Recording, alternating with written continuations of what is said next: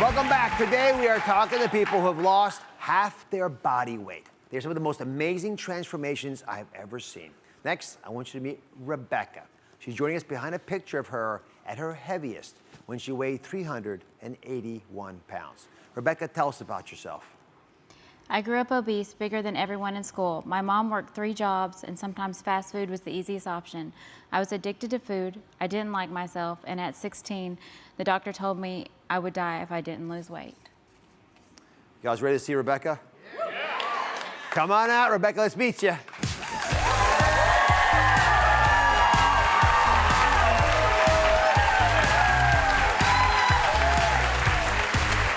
I love that.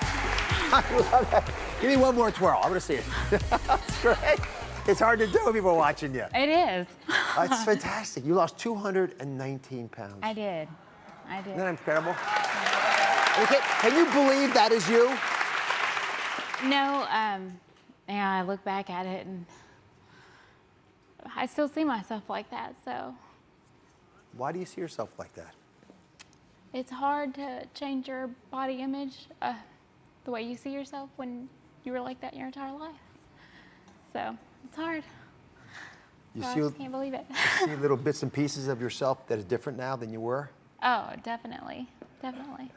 Better changes, both emotionally and physically, so. You know, here's the amazing thing. I meet a lot of people on this show.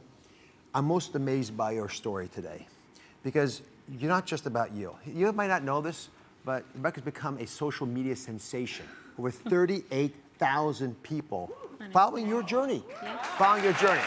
So I want you all to sit back for 1 second, take a look at how you made this happen. In 2011, I was invited to do my very first 5K with my mother-in-law. I walked the whole thing. It took me 1 hour and 15 minutes. I was miserable the whole time, and at the end, I finished last, dead last. I was embarrassed. I was 29 years old, 381 pounds. I knew right then and there it was time to make a change. My ultimate goal was to go back at the 5K that I finished and run it with my friend. And she said, you know, you should really put your journey on Instagram. It's really inspiring. I started my account as Get Fit Beck because my name is Rebecca, and my whole sole purpose was to get fit. I never had the purpose of a certain body image. I just wanted to get stronger and more active. I only had 10 followers when I made my first post, and I was still pretty nervous to see what they would say about a picture of me working out. Going to a gym, not knowing what I was doing was extremely terrifying. So my first step was to buy a workout video. Once I started seeing the pounds come off, I knew it was time to start changing my diet. I started with portion control, using a smaller plate to trick myself, learning more about nutrition and reading labels, straying away from over-processed foods. Adding a lot of more lean protein into my diet, experimenting with vegetables, yummy. So as I kept continuing to lose weight and I kept losing pounds and posting about it, I would gain about 100 followers from each post. 2 years after finishing that 1 hour and 15-minute 5K, I went to the exact same 5K.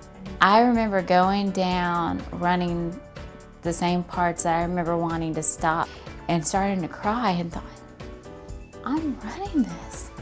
And I would see people behind me running it or stop and slow down. I'd be like, no, keep running. We're almost there. And 2 years later, I finished it in 34 minutes. Isn't that a crazy story? So many folks want to ask you questions. I've asked some women who are here in the audience who wanted to ask you how you did it to join us. So Nadine, you want to go first? Sure. First, I want to let you know that you're such an inspiration to me and to others. Thank But my hurdle is every time I go on a diet, I can't seem to lose more than 15 pounds. It seems like my cutoff point, and I just have so much difficulty Well, first, moving forward. Do you have any advice as to? First, I hate the word diet because we Yeah. always feel like die it, you know? So we have to like kill off everything that is in our what we usually eat. And so I never went on like a diet per se. I just changed my nutrition and like I said, I just started substituting different things. I mean, do you like chocolate? I do. Okay. I have It's a trick question, by the way. Yeah. I have chocolate every day. Believe it or not, I had dark chocolate before I came on the show today. And I keep dark chocolate you can get like dark chocolate chips, and I get 62% cacao, which is a better form of chocolate for you. And the higher the percentage, the better chocolate it is. I keep those in my freezer, and my husband will always know whenever it's like chocolate time. So he'll be like, I hear you in the chocolate in the kitchen. So, you know, I always allow myself to still have the things that I love, and I never cut everything out of my diet. So you just have to kind of find what works for you, and then just kind of go forward and stay off the scale. It's a great point because, you know, the scale doesn't have a finish line. Yeah. Reaching a goal like running a 5K or getting to a mountaintop or just doing something you couldn't do before does. Yeah. Amanda, you want to ask a question? Yes, first of all, you were beautiful and gorgeous before, and you're Made me even cry. more gorgeous. You're even more gorgeous now. You know, all my life, my weight has fluctuated, going up and down, and trying to stay on track. I found every time I start getting in a routine of exercising or dieting, I wind up getting sick, becoming ill, you know, and then that makes me, you know, fall back. How do you stay on track? To be honest with you, every day is a struggle. My weight has fluctuated since June of last year. I'm actually up about 10 or 15 pounds from my lowest weight. So I struggle with it all the time. I noticed how emotional it was for you guys just to hear that story. Yeah. Yes. You struggle every day with it. Yes. But you got some cool ideas. There's one more question, actually it's on video, if it's okay. Sure. All right, this is a question from Rossi in California. Take a look. I actually don't have a question. I have a thank you message. Hi, Rebecca. I'm one of your 38,000 followers, and I want to say thank you so much for your daily inspiration that you provide us. We've never met. I live in California, and you're in Arkansas, but your daily motivation and inspiration means so much to me.